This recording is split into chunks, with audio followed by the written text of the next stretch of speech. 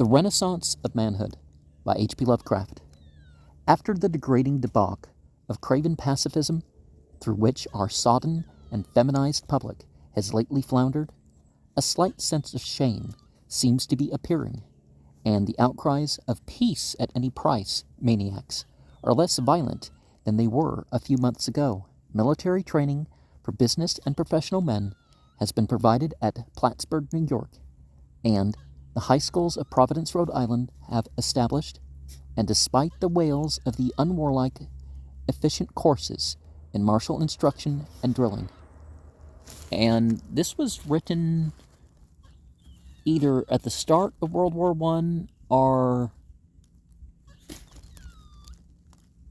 in the period building up to World War I. Why any sane human being can believe in the possibility of universal peace is more than the conservative can fathom. The essential pugnacity and treachery of mankind is only too evident, and that every nation, even though pledged, would actually abolish means of warfare is absolutely unthinkable.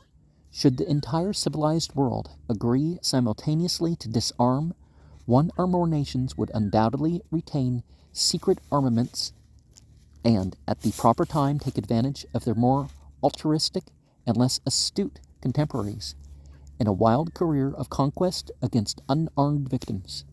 To say that higher culture would reason away the causes of war is complete idiocy. Germany, generally conceded to have been the world's most philosophical and intellectual nation, has achieved an equal fame in martial cruelty and bestiality. No country is, or ever can be, above warfare, until the basic impulses of the human animal shall have miraculously changed. And one of the duties of religion is to have some of the skills that if you need to defend yourself and others, it's not just, oh, well, there's a war and people aren't trained and they're weak and stuff like this. No, you need to be strong. And that actually deters some stuff. Aversion to just war can arise from one of four causes. 1. Unconscious physical cowardice engendered by long years of peace. 2. Hysterical idealism produced from incomplete training in pure science. 3. Mental bias derived from an erratic temperamental intellect. And 4. That plain, obtuse servility which copies and spreads the opinions of others. Of course, we need to consider what a just war is, right? Under the first head of unconscious physical cowards, we must group the sobbing sisterhood who sigh forth a melody of questionable musical and poetic value that they didn't raise their boys to be soldiers. And I didn't raise my boy to be soldier. Alfred Bryant, 1871.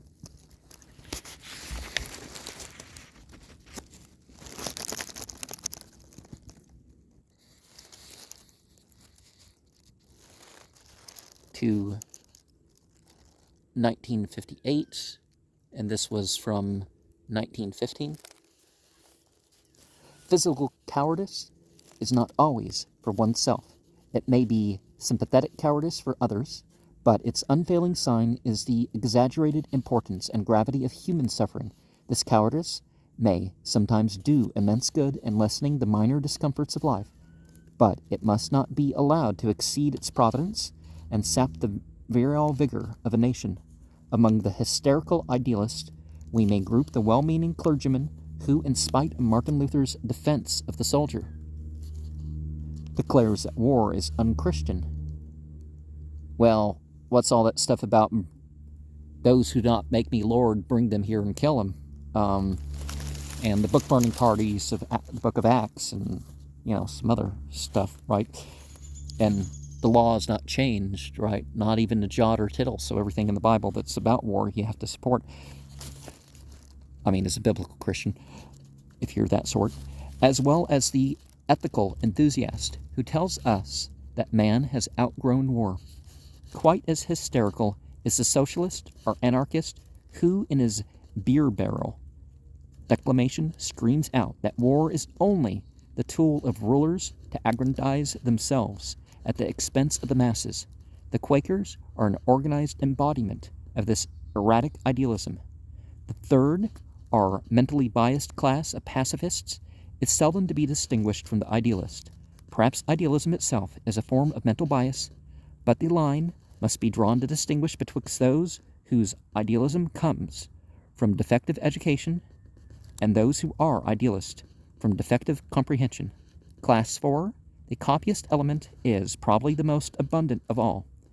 It embraces every part of our lower orders and could be turned into a fiery, militaristic body if the suitable demagogue were provided. In the opinion of the conservative, Theodore Roosevelt's famous speech of August 25, 1915, marks a momentous change in American public sentiment. And this speech was at the Plattsburgh military camp in New York, where he referred to pacifists as hyphenates. And the opponents to the U.S. entry into World War I, and was criticizing the administration of Wilson. It is the beginning of the end of supine submissiveness and womanish ideals on the part of the majority. Americans will henceforth be less eager to drug themselves with arguments and theories. They will prefer to face bare truth. Well, a theory is supposed to be the working of the facts, and to know that men must fight to keep what they have, that in this world of sin nothing exists unless there exists behind it the stern physical power to defend and preserve it.